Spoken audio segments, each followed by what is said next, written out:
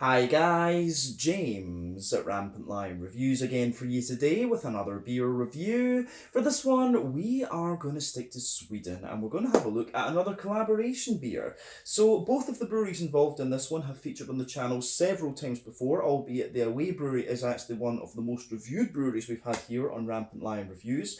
When it comes to the home brewery, these guys are best known for their different kinds of fruity, juicy, modern, Nordic, smoothie, whatever we're going to call them, sour beers, whereas the away brewery is best known for their different kinds of hazy New England, whatever we're going to call them, IPAs. But they have been doing a lot of different things, and pretty much whatever they do tends to be pretty damn solid in my experience. But the beer we're going to have a look at today is a style that I have had from the home brewery many times before. It's a style that I know they can do very well, and I don't think I've had this one actually from the away brewery now that I think of it, so that should be quite interesting. But it's a very recent release through Stigbergets from both of these breweries. It is a little bit different to the ones we've had from the home brewery before, actually, or for the most part. So needless to say, I'm very curious to see what this one is going to have in store for us. So hopefully it's another good beer. Hopefully it makes for an interesting review. And as always, I hope that you guys enjoy my take on this one as well. So for the home side of things then, we are going to stick to my home county of Skåne here in the south of the country. We're going to go a little bit to the southwest of me here in Lund to Arlöv, which is just a little bit to the northeast of Malmö, and we're going to have a look at another beer from the wonderful Elmeleven. So this particular beer is called In a Gullaxy Far Away. It comes in at 6% ABV, and they're describing this one as a fruited sour, and it has mango, pineapple, ginger and vanilla added into the brew. And as you'll have just probably seen there, this one is brewed in collaboration with Stigbergets Bryggeri from Gothenburg, Göteborg, up on the Swedish west coast, the kind of pioneering New England hazy IPA brewery. So very curious to see what this is going to have in store for us. It's our first yellow sour, I think we can say, from Elmeleven for quite a wee while. We've only had one yellow sour from Elmeleven on the channel, if memory serves me correctly, but these always tend to be pretty damn good, actually. So let's crack on with this one and see what it has in store for us. This beer, of course, was released as part of the Lokalt och Småskaligt assortment through Systembolaget here in Sweden for December of 2022. But anyway, as always with my reviews then, I'll tell you a little bit about both the breweries involved in this one before we taste the beer. If you want to get straight to the tasting though, just fast forward. All the usual links are in the video description below. That's the brewery websites, the link to my other reviews that I've done from Elmeleven and from Stigbergets before, and we will no doubt add more to both of those lists in the near future. But there's all the usual social media down there. If you want to see more reviews, do please consider subscribing to the channel. The support you give is massively appreciated, and remember, you can go into the channel homepage and search for beer based on the geography tagging system. Just use the search bar, put your hometown, state, county, whatever in there, and if I've reviewed beers from your local area, they should pop up. Otherwise, get in touch with me and we'll see about sorting out something. I can maybe send you some money for a box of beer, that would be great. Otherwise, you can check out the playlist of beers from different countries. You'll find this one in the Swedish playlist, along with many other things, and there are different playlists there as well for the different countries.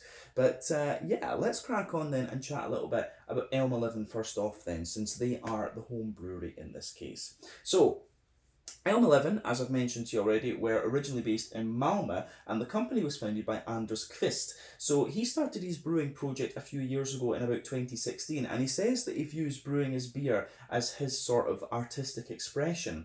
But his interest in beer apparently started when his friend bought him what he called a non-industrial lager beer, and he was just blown away by this. This is what beer could actually be. But soon after this, his girlfriend bought him a cheap beer kit where you basically added the water, and he just thought to himself that it must be possible to do this in such a better way, and it was this that pushed him into all grain home brewing.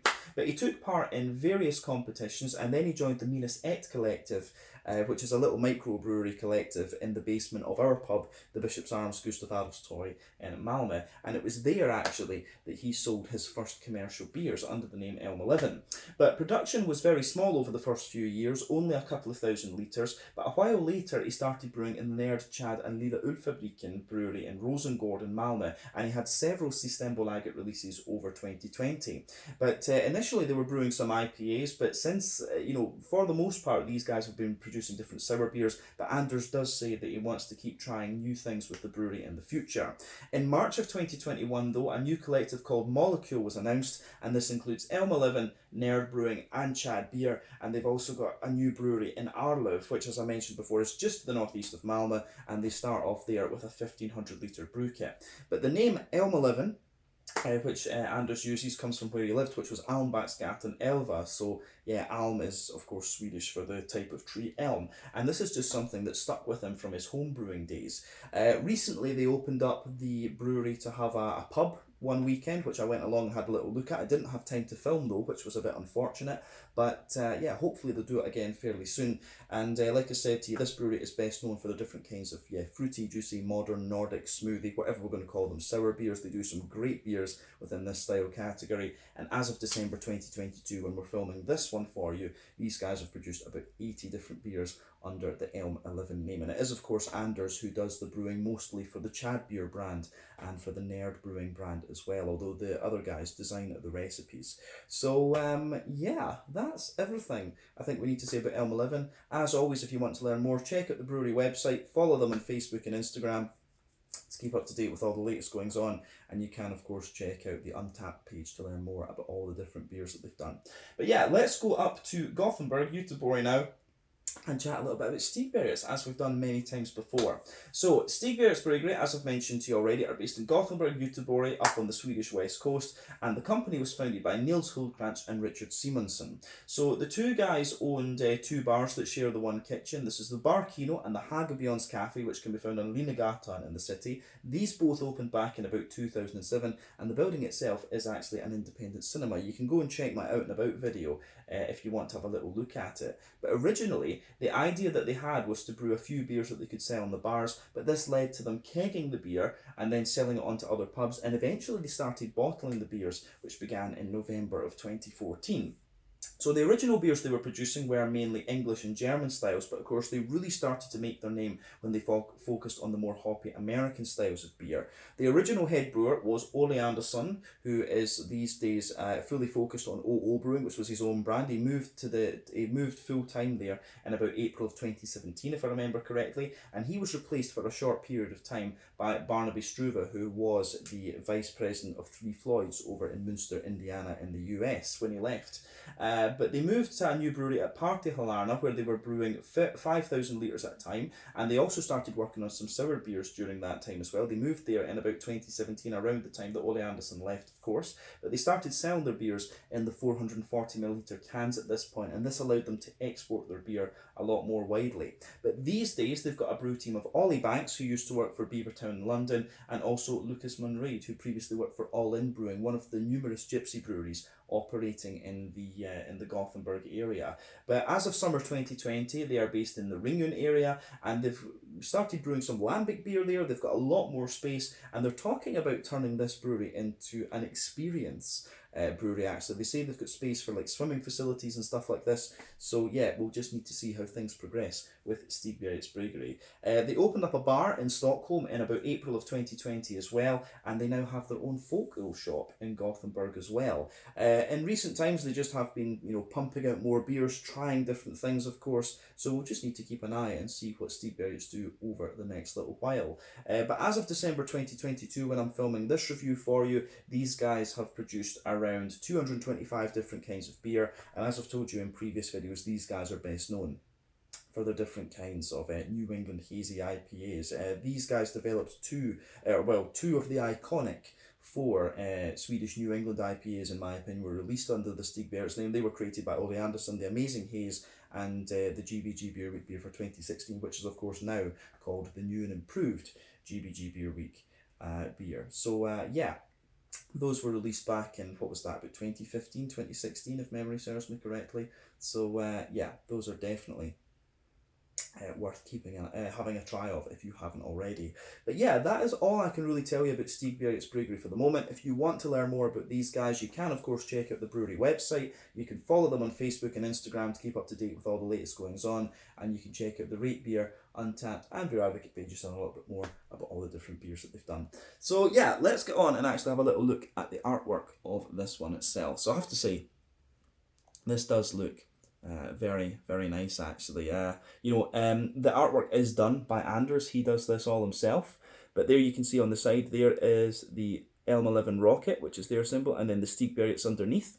But yeah, I do like that, how they've incorporated the Stigbergets seagull into the Elmeleven artwork. I think that's pretty cool. Gold top on the can there. This one is a 440ml can. I believe this beer cost me 50 Swedish kroner, which is about €5, £4.50 sterling, somewhere in the region of $5.50 American. But like we said, it's 6% EBV. This one, modern smoothie, whatever you want to call it, sour beer. They just call it a fruited sour on the label, of course.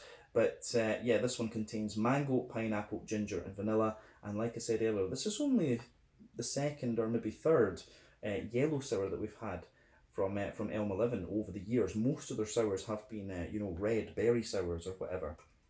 And they've always been very, very nice. And I think it's just the fact that they don't do many yellow sours that gets me so excited about these. But the ones we have had have been very nice. But yeah, in a Gullaxy far away, let's get this guy out and we'll get on with the tasting then. I'm just really curious to try this one. Been a long, long time since we had a nice yellow sour from Elmeleven. I've told Anders before that he needs to do more of these. So yeah. Comes into our pub every so often, actually. It's always nice to see him. Very nice guy. Very distinctive as well. Quite a tall, red-headed guy with lots of colourful tattoos, much like his artwork, of course. So, yeah, that is pretty. It is always pretty interesting to chat to him. Very enthusiastic, very genuine and nice guy. So, yeah, anyway.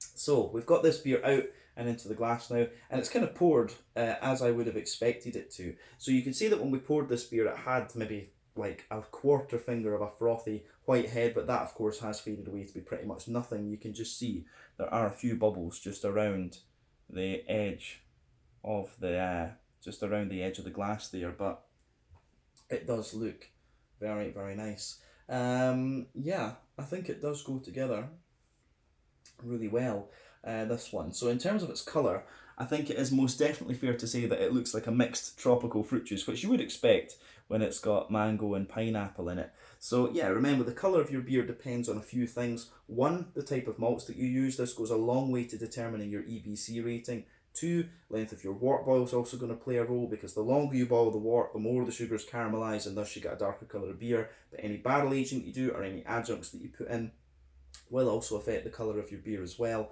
But yeah, when it comes to the modern sour beers like this, you do have to care about that quite a wee bit, actually. So this one, you can see this beer is pretty much haze for days, opaque. That will be down to the oat and the wheat content in this one. So yeah, oat and wheat content will be giving you that nice big hazy appearance to it, but also the yeast will play with that to a degree too. But you can tell most of the colour in this beer that you get is due to the presence of the mango and the pineapple. Like I say, it just looks like a mixed tropical fruit juice. I don't think the vanilla definitely won't, and I don't think the ginger is going to play any role in the colour of this beer. But yeah, not much in the way of visible carbonation with this one. Just one or two big bubbles sticking toward the side of the glass. A few little ones going up toward the bottom of the head there. But overall, it does look very nice, this one. So yeah, let's have a closer look at the aroma of this beer and see how we get on. I'm really curious about this. Yeah, that does smell very nice, actually. Yeah, aroma-wise, this beer is, yeah, aroma-wise, it's absolutely beautiful. I do have to say that. You wouldn't expect anything less from Elmeleven, right enough. But yeah, as I've often said, the flavour profiles and taste profiles, or the flavour profiles and aroma profiles, I should say, of these beer, I can't speak English now. The flavour and aroma profiles of these kind of modern smoothie sour beers are often quite straightforward, but if the beer is well brewed and well done, you cannot knock them at all. They're just beautiful, beautiful beers to drink. And Elmeleven, I've always said that about them. Their beers are quite straightforward in terms of their flavour profiles, but they're just really, really nicely done. And there's nothing wrong with that at all. But yeah, this beer smells absolutely lovely. Big, thick creaminess, of course. You've got all the juicy fruits and things in there, and you get a wee bit of the other adjuncts as well. yeah, this gives you everything you would want from this beer if you looked at it on the shelf and bought it. It really does. Does what it says on the tin. But yeah, backbone of this beer then, let's try and break this down a little bit. So, the backbone of the beer, you've got a little bit of a kind of fresh, you do have a little bit of a fresh bread crust to it. Yeah, a little bit of fresh kind of bread crust in the backbone there. On top of that, you've got fresh fresh bread crusty backbone there. You've got that. On top of that, you have the on top of that, you would have what I would call just a little bit. You've got a bit of that kind of fluffy, fresh white bread in there, and that'd be from the barley malt that's been used in here. So you've got the bread crust. I get a little tiny touch of Jacob's cream cracker as well. Bread crust, Jacob's cream cracker, then the fluffy white bread. Then you can smell the wheat just smoothing out the whole beer actually. So yeah, the wheat really smoothens out it really smoothens out the whole beer in this case. Yeah, aroma wise, this is very nice. But on top of that, you can certainly smell the big creamy oats, and it gives you, the oats help give you this really kind of petit filou, yogurty type aroma. I'm definitely getting that in this one. The vanilla's mixing with that too. The ginger, I don't really pick up, I have to admit, I really don't pick up the ginger in the aroma with this beer, which is quite interesting. Maybe just a teeny little bit of it in the top of the nose, but it's very difficult to pick up. As I say, the malt base is about the wheat, it's about the oats and the creaminess and the vanilla and stuff like that. And yeah, the way that all that goes together, I think, is really, really nice. Yeah, aroma-wise, this beer, from the malty side of things and the kind of adjuncty side, is really, really nice. I think, in fairness, the more that I smell this beer, I do get a little bit more of that ginger spice in the kind of top of the nose. But yeah, it's not overly pungent, and I very much doubt, knowing Anders and the Elmeleven beers, I very much doubt that it's going to be that powerful in the flavour, if that makes sense. It will be added in a nice sort of subtle way. Yeah, but the aroma, the malty side of this beer is very nice. When it comes to the green component, as I've said to you before, Anders doesn't use hops in these beers, but I always find you do get a little bit of a kind of green placebo effect with these beers. There's a tiny little bit of earthiness in this one. Yeah, there's a tiny little bit of earthiness in there. There's quite a bit of floral and grassy note to it though, definitely getting some of that. But yeah, the aroma that comes out of this is pretty damn nice, I have to say. Yeah, I think it goes together. I think this goes together very, very well from that perspective. Oh, spilt a little bit of it on myself. I need to fix that. But yeah, the aroma on the green component is quite nice. Like I say, you get a little touch of grassiness out of this beer, but otherwise, it's a little touch of grassiness to it, but otherwise just a wee touch of floral character behind it. But yeah, you always want that in these sour beers. You do want just a little bit of green to them.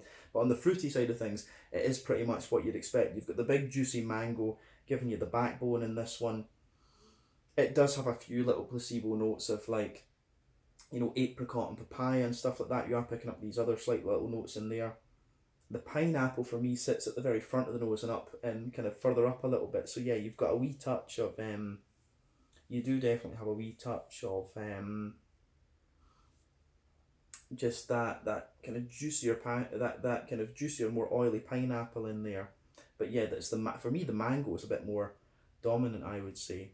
But yeah, lots of nice kind of big yellow tropical fruit in this one, which is exactly what you want from a yellow sour. So, as I always say, take a wee bit of time to enjoy the aroma of these beers before you get stuck into them. As I say, Anders is very, very capable when it comes to these. So yeah, let's fire into this one and see what we have.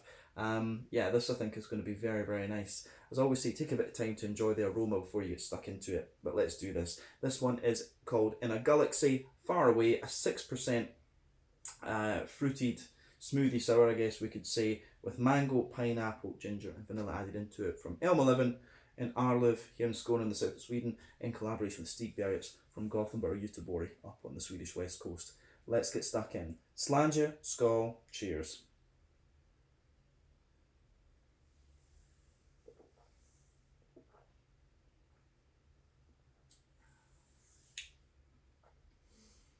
Yeah, that's really nice actually.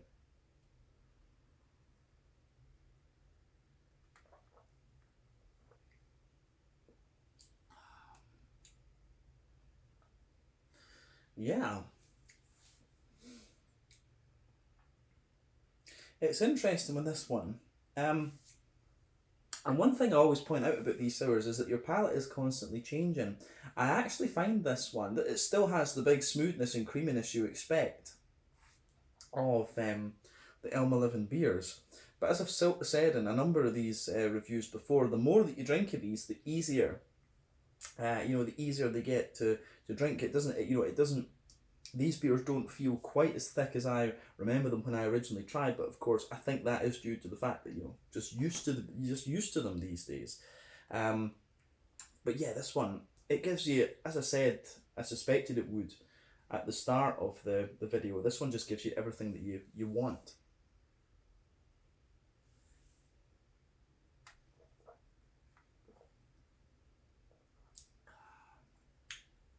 So, yeah, the way this beer goes together, I think, is really, really nice. Where do we start with it? As I say, just big and creamy, smooth fruits and a little bit of the green thing. It gives you everything you want. So, middle third of your palate. The middle third of your palate.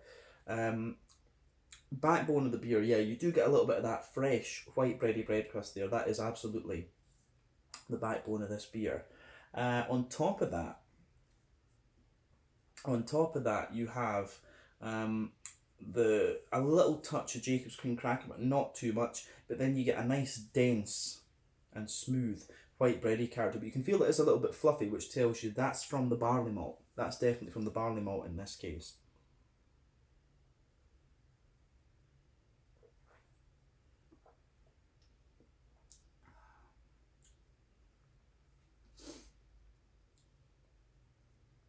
Yeah, that's definitely from the barley malt. This one, but then above that, you can feel that the wheat's there, and the wheat really acts as a nice smoothing agent in this beer. It really does act in smoothing out the whole beer.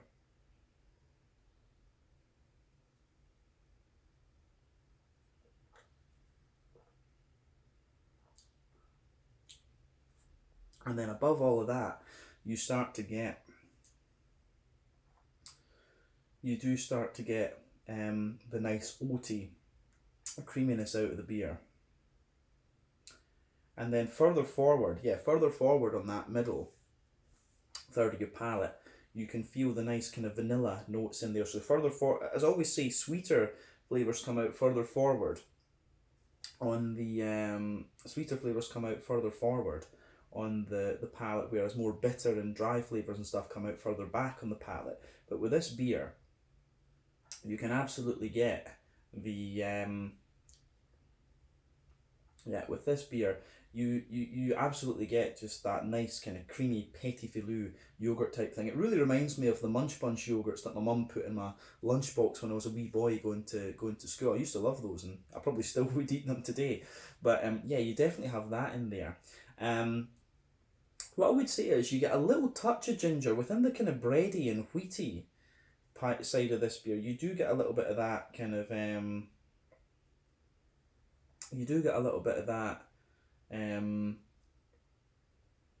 of gingery spice coming out of it. But like I say, you've got the oaty creamy layer in the, dead centre of your palate. You've got a little, in the dead centre of the palate, you've got that little bit of kind of Werther's Original butter candy, butterscotchy sort of thing that you often get in these beers.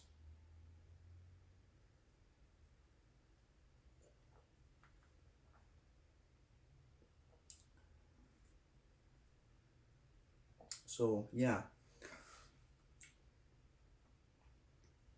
the Werther's Original,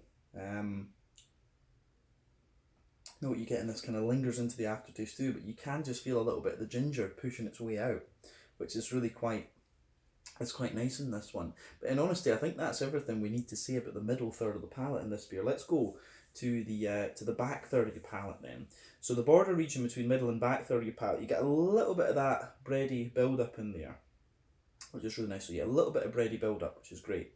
On top of that, and it's kind of like a white bready build up on that border region too, but then the base of the back third of your palate has a little bit more bread crust to it. It's a little bit more grainy and dry. You definitely get a little bit more Jacob's cream cracker character there. And then above that, you have, above that you have the kind of the fluffy white bready there. So yeah, you've got that lovely airy, fluffy white bready character coming out of it for sure.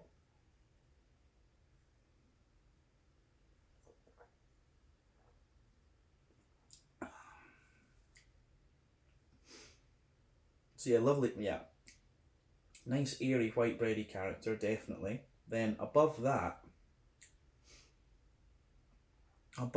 you have the kind of wheaty layer, and the wheaty layer is quite interesting because it comes across as really dense. It does have a little touch of bitiness to it, but it's still really smooth in a sense, and you can feel some of the oaty character pushing into the back third of the palate too, which is really interesting. Then above all of that, you've got some of the more airy, yeasty kind of character with the beer, so you can feel the flavour is very, very tall. You've got that lovely big, tall, airy, yeasty character there. Then as you move into the kind of centre of the palate, you can feel the flavours just condensed down and squashed together that wee bit more, which I think is great.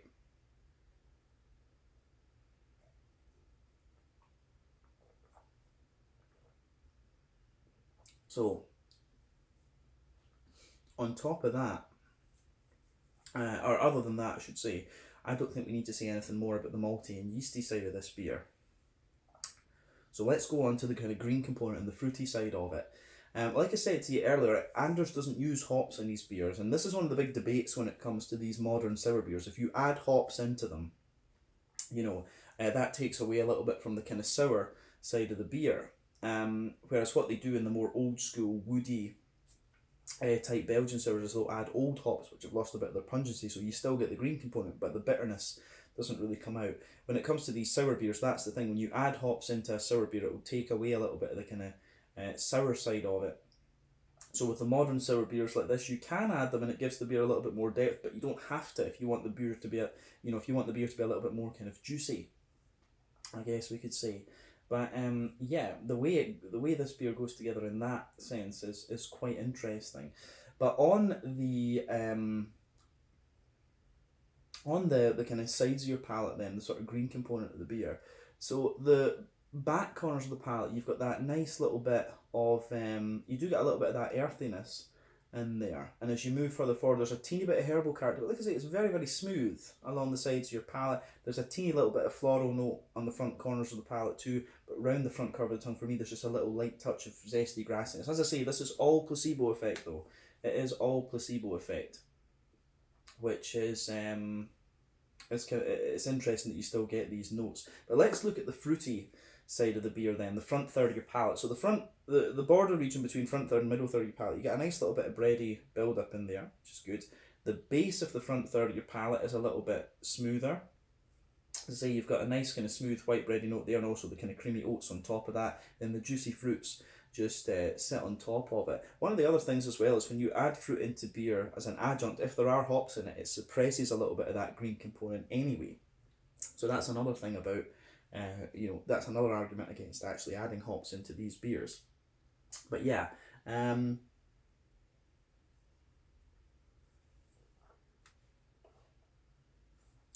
so with that fruity side of the beer then, you can feel at the back of that, to be honest, at the very back of that front third of your palate, I would say there's a little bit of a slightly pungent passion fruity note to it, but that's just me. But you can feel that the mango definitely forms the base of the front third of your palate in there, and you've got a little bit in the dead centre of your palate, you've got a little bit of that kind of sharper, sour character as well, which I really quite like.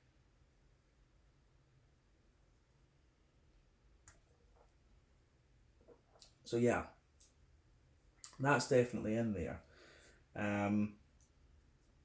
yeah, that sharper sour character is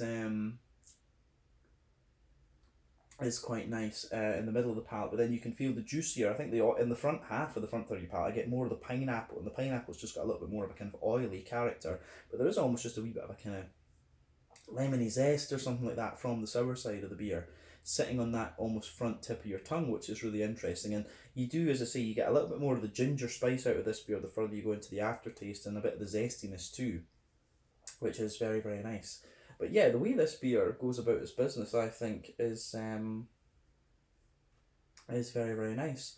So yeah, I like how this goes together. It's another really nice yellow sour from Elmeleven, and as I say to Anders, he needs to do more things like this. I think it'd be cool to see him do like weird things with dragon fruit and yuzu and all this sort of stuff as well. But what he does is very good, and because his yellow sours are always really interesting as well. He's done the way the ginger comes out in this one, I think, is really interesting as well. But yeah, I think that's everything we really need to say about the flavour profile of this beer. It's another beautiful, beautiful beer. Let's round off then with a wee look at the mouthfeel.